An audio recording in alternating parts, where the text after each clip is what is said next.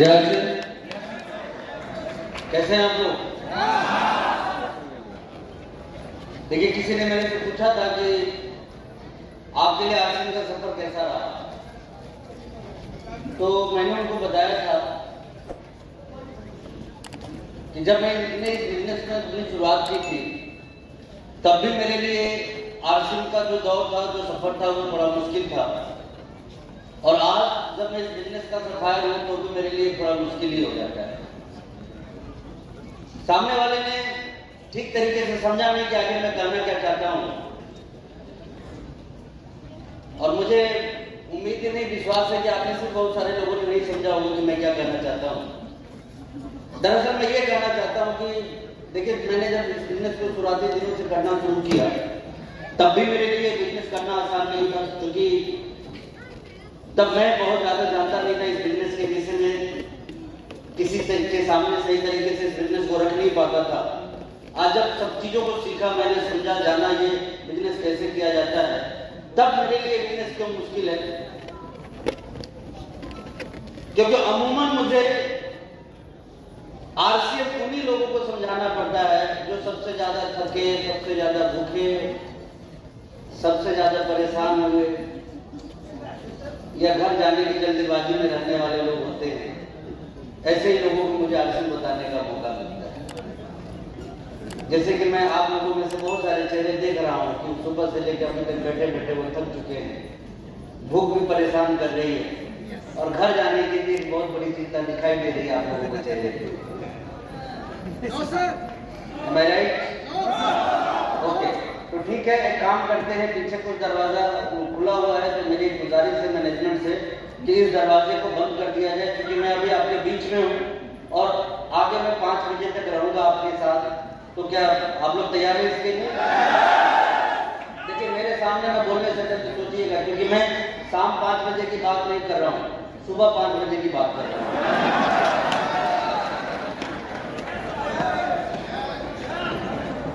देखिए, आप दिखे चाहे जैसे भी, लेकिन मैं इतना जानता हूं कि सुबह से जो बंदा खाए पिए बगैर यहां बैठा है ना, वो कोई साधारण बंदा नहीं हो सकता, वो ताकतवर बंदा ही है।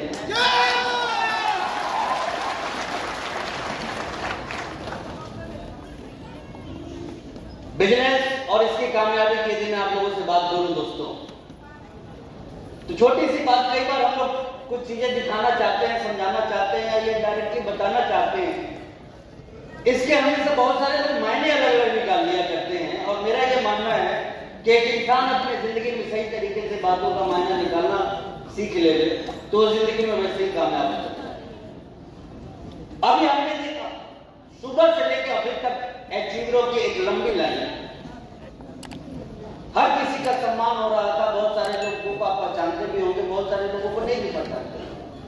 मैं नहीं जानता कि आपके दिमाग में कौन सा बल्ब जला इसकी वजह से, लेकिन मैं मेरी खुद की बात करूं तो मैं जब भी ऐसे लोगों को देखा करता था अपने जीवन में, हाथों में ट्रॉफियां लेते हुए, गले में माला बांधते हुए, स्टेज पे उनका सम्मान होते हुए, हाँ सर, तो पीछे जब कभी मैं बैठा रहता था ना, तो मन में दिन भर बर्दाश्त कर दुनिया इधर से उधर होता है। अभी इस हाथ से पकड़ने का कम पूरा होगा जब मेरे गले में भी माला हो और मेरे हाथों में भी या मैं आपको बताना चाहता हूँ, आप में से बहुत सारे साथियों को शायद पता नहीं होगा, इसी हॉल में पता नहीं कितने चेयर में बैठ के मैंने कौन कौन से संकल्प लिए हुए। खत्म तो नहीं, क्या सोचेगा, टाइम भले ही वो आपका नहीं था, लेकिन इसी हॉल में कौन कौन से चेयर में बैठ के कौन कौन से संकल्प मैंने लिए, और उन सारे संकल्पों को मैंने पूरा किया। और मेरा ये मानना है कि जब इस काम को मैं कर सकता हूं तो आप में से बेटा कोई भी व्यक्ति कर सकता है। ये बिजनेस बड़ा ही मजेदार है, इसका सफर उससे भी कहीं ज्यादा मजेदार है, क्योंकि आपने अभी देखा बहुत सारे अचीवर्स। क्या है ये बिजनेस और क्यों ना करें इस बिजनेस? बोलने वाले तो कामयाब होते ही नहीं, जिनको बोलना नहीं आता उनकी भी यदि कामयाबी देखनी हो ना, तो आ जाइएगा आश्रम के किसी प्रोग्राम। पैसे वाले तो कामयाब होते ही नहीं, बिना पैसे वालों को कामयाब होते हुए देखना है ना, तो आ जाइएगा किसी आरसीएम के प्रोग्राम। काबिल लोगों को तो आपने कामयाब होते हुए बहुत देखा होगा, लेकिन बिना काबिलियत के यदि कामयाबी का मंजर देखना है तो आ जाइएगा आरसीएम। और तब समझ में आएगा कि ये बिजनेस क्या है। मैं बहुत सारे लोगों को, खास करके उन लोगों को जो ये मानते हैं कि मैं क्वालिटी पीपल हूं, क्वालिटी पर्सन हूं, आप लोगों से एक स्पेशल अपील करूंगा कि देखिए, जिनके पास काबिलियत नहीं है, यदि उनके लिए इस बिजनेस में इतनी बड़ी संभावनाएं हैं, तो आप काबिल लोग हैं, आपके लिए कितनी बड़ी संभावनाएं इस बिजनेस के अंदर मौजूद है। इस ताकत को देखिए और पहचानिए। मैं बात कर रहा था कि जो चीजें मैं दिखाने की कोशिश हम लोग कर रहे थे सुबह से लेकर अभी तक, मुझे नहीं मालूम आपने क्या देखा, क्या समझा और क्या नहीं समझा, लेकिन मैं इतना जरूर कहना चाहूंगा कि आज जब आप यहाँ पे आए तो एक मजबूत आग अपने अंदर भर के जाना है। तैयार है इसके लिए? तैयार है इसके लिए? आपने सपना लिया कि वो ट्रॉफी आपने हाथ में लिया है? क्योंकि कई बार क्या होता है, दुखी रंग टाइप के लोग जो होते हैं उनका दिमाग दूसरी जगह चला जाता है। कुछ लोग परेशान हो गए होंगे चेयर ना मिलने की वजह से, कुछ लोग परेशान हो गए होंगे सुविधा ना मिलने की वजह से, कुछ लोग परेशान हो गए होंगे मन माफिक फैसिलिटीज के ना मिलने की वजह से। मैं ये नहीं कहता हूं कि उन चीजों में कमी नहीं है, लेकिन मैं ये जरूर जानता हूं कि उस तरफ ध्यान ले जाने से जिंदगी में एक चौवन्नी नहीं आनी है। लेकिन आज के इस प्रोग्राम के विजन को समझ लेने पे आपके और आपकी अगली जनरेशन की जिंदगी में बाहर आ सकती है। इस बात को हम सभी लोगों को समझ। एक छोटा सा जोक मुझे याद आता है। कई बार क्या होता है कि हम सिखाना कुछ चाहते हैं, लोग सीख कुछ और जाते हैं।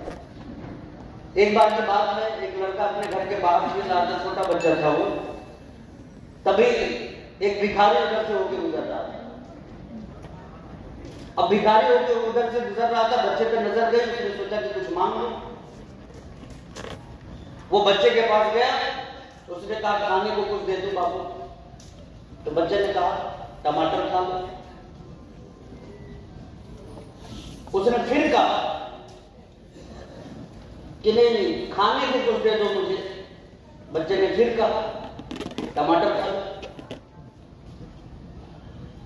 तब भिखारी ने कहा कि रोटी की भूख है मुझे। बच्चा फिर बोला टमाटर खा लो। भिखारी को लगा कि मानने वाला नहीं है, थोड़ा जिद्दी टाइप का बच्चा है। उसने कहा कि चलो जो मिला वहीं से ले आओ, टमाटर ही खा लेता हूं। तभी उस बच्चे की मां पीछे से घर से निकलती है और बोलती है कि भाई साहब जाइए जाइए, ये आपको तब से बोल रहा है कि कमाकर खा लो।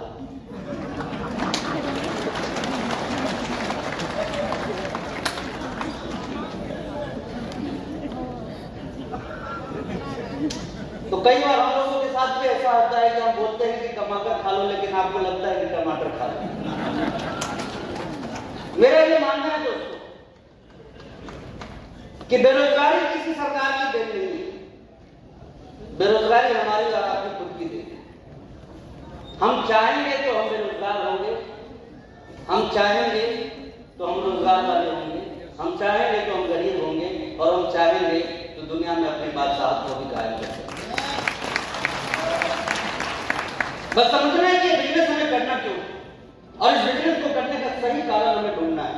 और आपने तमाम लोगों को अभी ये कहते हुए सुना, यदि आप इन सभी लोगों की बातों का साथ निकालना शुरू कर दीजिए तो आपको पता चलेगा 21वीं सदी का यदि कोई सबसे बड़ा व्यापार होने को है तो वो कौन है? कौन है? कौन है?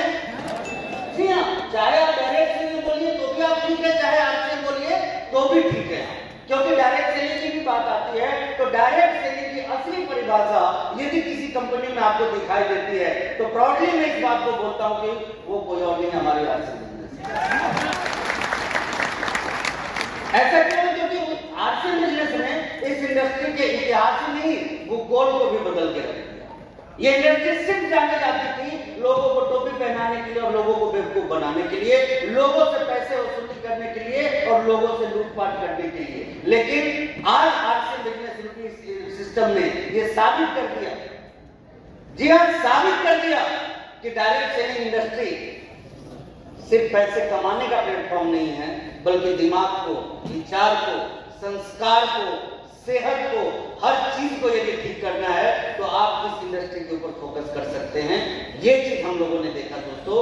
आज से बिजनेस के दिन में बात करूं, डायरेक्ट सेलिंग में मैंने देखा है ऐसे ऐसे कंपनी को जिसमें ज्वाइनिंग के लिए एक सवा लाख रुपए लगा करते हैं। कितने 1 लाख, सवा लाख ऐसी ज्वाइनिंग हुआ करती। साबुन, सरफ, नमक, नमकीन की यदि किसी ने बात करने की हिम्मत दिखाई, सैल्यूट करता हूं और प्राउड भी करता हूं अपने आप के ऊपर कि ऐसे कंपनी का पार्टनर। और मैं आप सभी को बताना चाहता हूं, इसके भविष्य को समझिए, भविष्य को, क्योंकि वर्तमान में समझदार लोग देखा करते हैं, लेकिन जो अति समझदार लोग होते हैं वो भविष्य को देखा करते हैं। और हमने ये तो जान लिया कि ये इंडस्ट्री इतने लाख की है या इतने करोड़ की है, लेकिन क्या आप जानते हैं कि इंडस्ट्री आपके बिजनेस को कौन सी उड़ान दे सकती है, कितनी बड़ी उड़ान दे सकती है। मेरे सामने कोई व्यक्ति आके बोलता है ना कि मुझे लखपति बनना है, तो मैं उसे सीधे बोलता हूं कि फिर आश्रम करने की कोई जरूरत नहीं। मेरे पास कोई ये भी बोलता है कि करोड़पति बनना है, मैं उसको भी बोलता हूं कि आश्रम करने की कोई जरूरत नहीं है। मेरे पास कोई आके जब ये बोलता है कि सर महीने का 50-100 करोड़ कमाना है, तब लगता है कि काम का कोई व्यक्ति नहीं चलता। भले ये बात आपके समझ में आवे या ना आवे, कहिए तो एक लाइन में समझाता हूं कि कैसे होगा। सारी समस्याएं खत्म हो सकती है, बस एक बात दिमाग में रखिए, और एक बात आपको मेरे साथ बोलना है, नेटवर्क बनाओ। क्या करना है? जीवन में अमीर बनना है तो, अपनी पहचान बनानी है तो, बच्चों को मजबूत सुरक्षा देनी है तो, पैसे से आजादी चाहिए तो, समय से आजादी चाहिए तो, पीढ़ियों की सुरक्षा चाहिए तो, और वर्तमान में सुखी जीवन चाहिए तो नेटवर्क। जी हाँ, इतनी पावरफुल ये चीज जो कि आपकी जिंदगी में क्या कर सकता है आप अंदाजा भी नहीं लगा सकते। जी हाँ, आप सभी को याद होगा कि मैं कई बार ऐसा बात बोला हूं आप लोगों के बीच में कि भविष्य में कंपनी एक चॉकलेट भी लाएगी तो आपका बिजनेस लाखों करोड़ में जाएगा। याद है या भूल गए? और आज मैं आपको बताता हूं, ये सुजीत कुमार सिंह 2002 में आए इस बिजनेस में 11 लाख लोगों का नेटवर्क।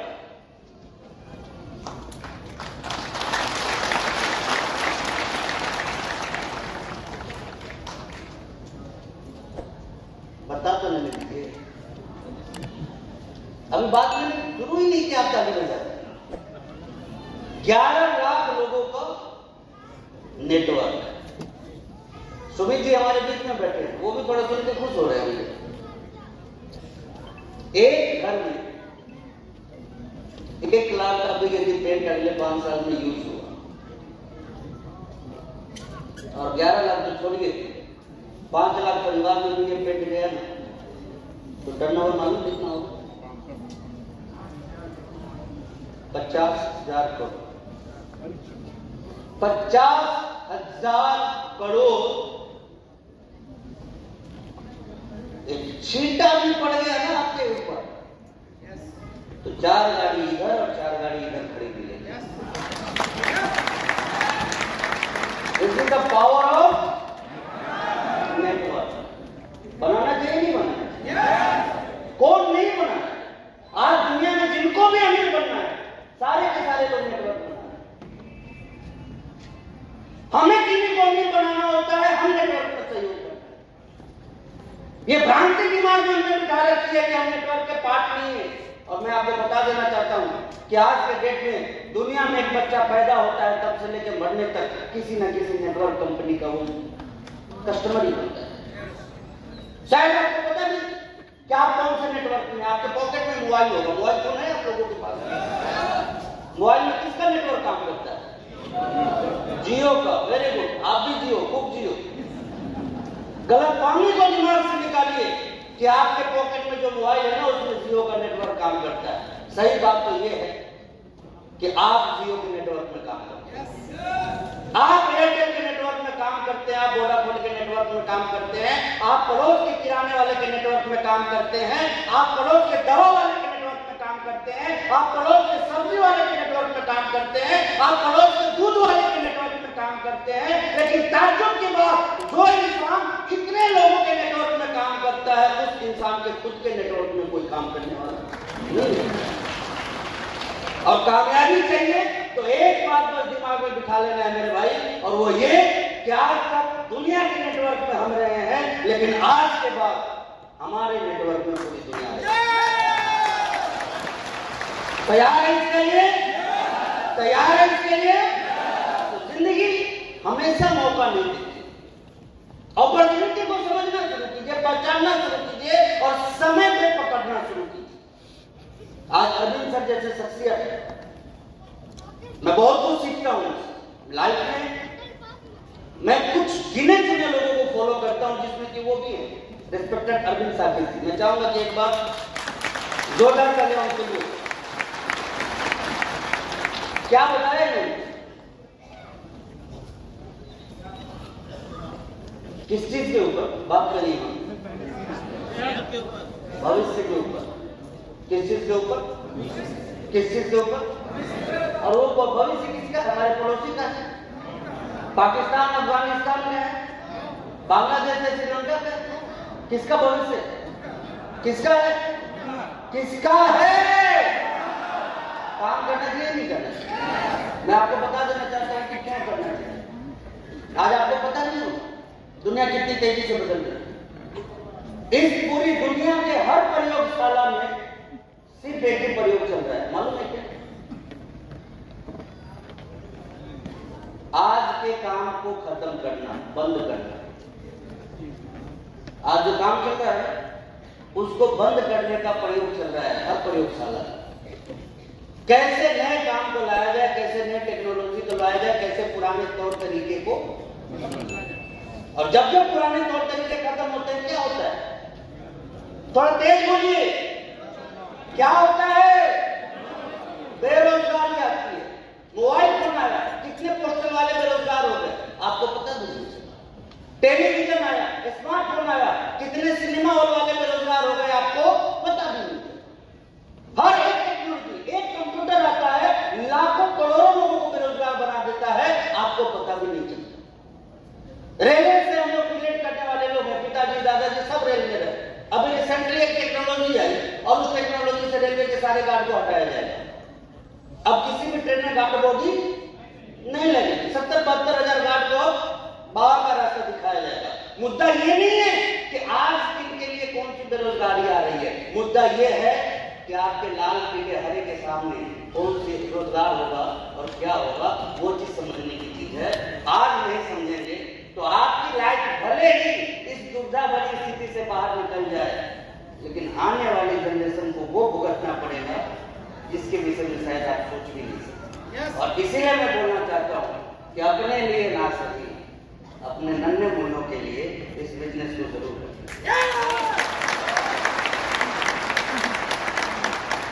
तैयार है इसके लिए?